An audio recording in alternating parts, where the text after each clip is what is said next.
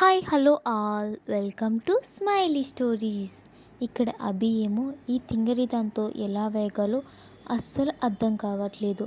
దీనికి కొంచెం కూడా నా మీద నమ్మకమే లేనట్టుంది. ప్రతిదానికి అనుమానంగానే చూస్తుంది. ఏం చేస్తాం, మన టైం అలా నడుస్తుంది మరి అనుకుంటూ ఉంటాడు. రూమ్లోకి వెళ్ళిన జాను ఫాస్ట్గా రెడీ అయి వస్తుంది. జాను మెట్లు దిగి వస్తూ ఉంటే తల తిప్పి చూసిన అభి కన్ను ఆర్పటం కూడా మర్చిపోయి జానుని చూస్తూ ఉంటాడు. అభి తనని అంతగా మైమరిచి చూస్తూ ఉండటంతో జాను బుగ్గలు సిగ్గుతో ఎరుపెక్కుతాయి. చిన్నగా నడుచుకుంటూ అభి దగ్గరకు వచ్చి బయలుదేరదామా అని అడుగుతుంది. ఆ మాటతో సృహలోకి వచ్చిన అభి హా అంటాడు, కానీ జాను వైపు నుంచి చూపు మాత్రం తిప్పకుండా సమాధానం చెప్తాడు. అది చూసిన జాను ఇలా నన్ను చూస్తూ ఉంటే నీకు ఆఫీస్కి టైం అవ్వదా అని అడుగుతుంది. అభి అస్సలు అవ్వదు, నిన్ను చూస్తుంటే ఇంకా ఇంకా చూడాలనిపిస్తుంది. అస్సలు టైం కూడా తెలియదు. ఇంకా చెప్పాలంటే ఇలా నిన్ను చూస్తూ జీవితాంతం బతికేమన్నా బతికేస్తాను. జాను మాటలు బాగానే చెప్తున్నావు, ఇప్పటికే లేట్ అయింది, వెళ్దామా? అభి నేను ఇంత ఫీల్తో చెప్తుంటే కనీసం పట్టించుకోకుండా నా మాటల్ని తీసి పారేస్తావే. ఆ టైం వచ్చినప్పుడు ఖచ్చితంగా పట్టించుకున్నాను. ఇప్పుడు నాకు ఆ మాటలు పట్టించుకోవాలి అనిపించట్లేదు. చాలా అభి ఇంత డైరెక్ట్గా మొహం మీద చెప్పాక ఇంకేం అడుగుతాను. సరే పద వెళ్దాం. ఇప్పుడు ఇద్దరూ బయలుదేరి ఆఫీస్కి వెళ్తూ ఉంటారు. అభి నిన్నొకటి అడుగుతాను, దానికి సమాధానం చెప్తావా?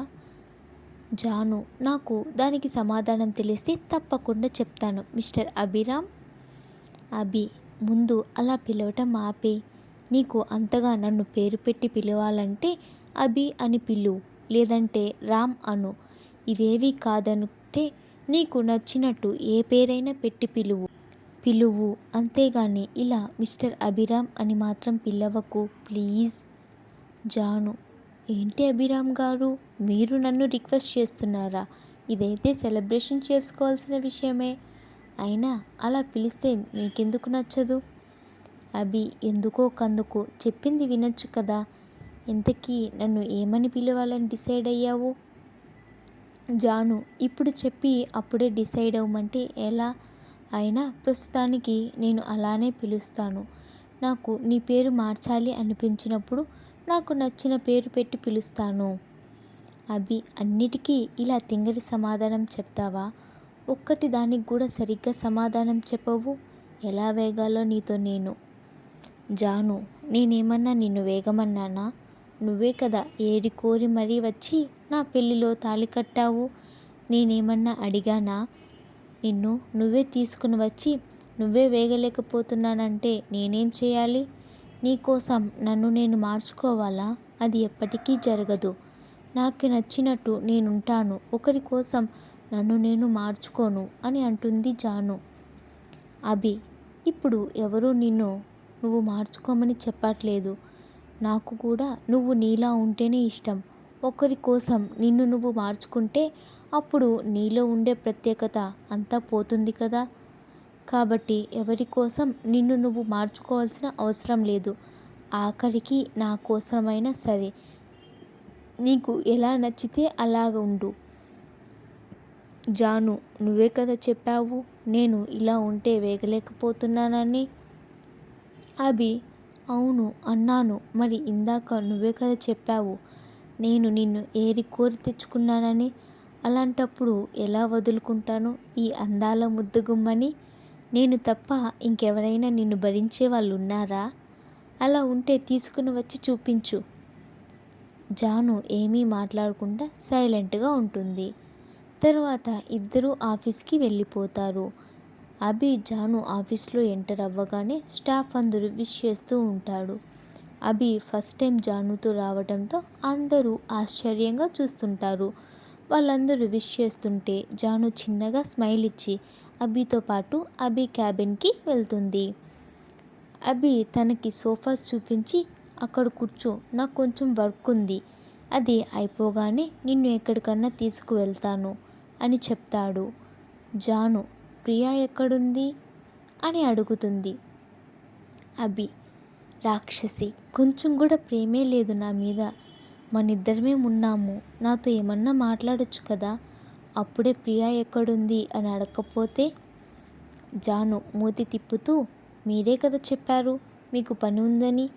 మీతో నేను ఎలా మాట్లాడుతూ కూర్చోవాలి మిస్టర్ అభిరామ్. అభి సరే ఉండు, ప్రియాని పిలుస్తా, నువ్వు తనతో మాట్లాడుతూ ఉండు, ఈలోపు నేను కూడా త్వరగా వర్క్ ఫినిష్ చేస్తాను అని చెప్పి ప్రియాని పిలుస్తాడు. ప్రియా పర్మిషన్ అడిగి లోపలికి వచ్చి, సార్ పిలిచారు అని అడుగుతుంది.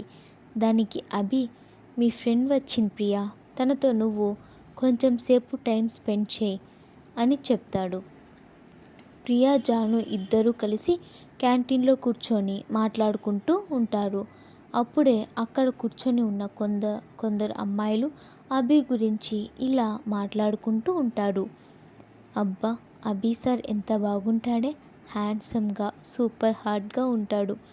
సార్ కానీ మ్యారేజ్ చేసుకోకుండా ఉంటే ఖచ్చితంగా నేను సార్ని నా ప్రేమలో పడేసి ఎలాగైనా సార్ని మ్యారేజ్ చేసుకొని ఉండేదాన్ని అని మాట్లాడుతూ ఉంటారు. ఆ మాటలన్నీ జాను కూడా వింటూ ఉంటుంది. అభి గురించి వాళ్ళు అలా మాట్లాడుతూ ఉంటే జానుకి కోపం వస్తుంది. ప్రియా జానుతో మాట్లాడుతూ వాళ్ళు మాట్లాడే మాటలు ఏమీ వినదు. కానీ జాను మాత్రం వాళ్ళు అభి గురించి మాట్లాడటం స్టార్ట్ చేసినప్పటి నుంచి వాళ్ళు మాట్లాడిన అన్ని మాటలు వింటూ ఉంటుంది. వాళ్ళు అభి గురించి అలా మాట్లాడుతుంటే జానుకి చాలా కోపంగా ఉంటుంది. వాళ్ళు అలా మాట్లాడుతూ ఉండగానే జాను నేరుగా లేచి నేరుగా వెళ్ళి వాళ్ళ ముందర నిలబడుతుంది. వాళ్ళు జానుని చూడగానే మాట్లాడటం ఆపేసి లేచి నించుంటారు. జాను వాళ్ళ ముందర నిలబడి, ఎందుకు ఆపేశారు, ఏదో మాట్లాడుతున్నారు కదా, మాట్లాడండి, నేను వింటాను అని కోపంగా అంటుంది. జాను అలా మాట్లాడుతుండటంతో వాళ్ళు ఒక్కసారిగా షాక్ అవుతారు. ఒకవేళ మన మాటలు ఏమన్నా వినిందా అని వాళ్ళల్లో వాళ్ళే అనుకుంటూ ఉంటారు.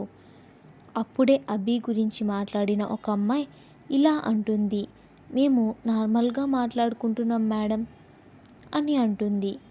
దానికి జాను, నార్మల్గా అంటే ఎలా, మీ బాస్ గురించి మాట్లాడుకుంటున్నారా, మీ బాస్కి మ్యారేజ్ అయ్యింది, ఆ విషయం తెలిసి కూడా మీ బాస్ని ఎలా లైన్లో పెట్టాలని మాట్లాడుతున్నారా, ఇదేనా మీరు మీ బాస్కి ఇచ్చే రెస్పెక్ట్ అని అంటుంది. ఆ మాటలన్నీ వింటున్న వాళ్ళు ఒక్కసారిగా షాక్ అవుతారు. ప్రియా కూడా జాను అలా మాట్లాడేసరికి జాను షాక్ అవుతుంది. జాను వైపు చూస్తూ ఉంటుంది. వాళ్ళు సారీ మేడం, ఇంకొకసారి అలా మాట్లాడను, ఏదో క్యాజువల్గా అలా మాట్లాడుతున్నాము, సారీ మేడం అని చెప్తారు.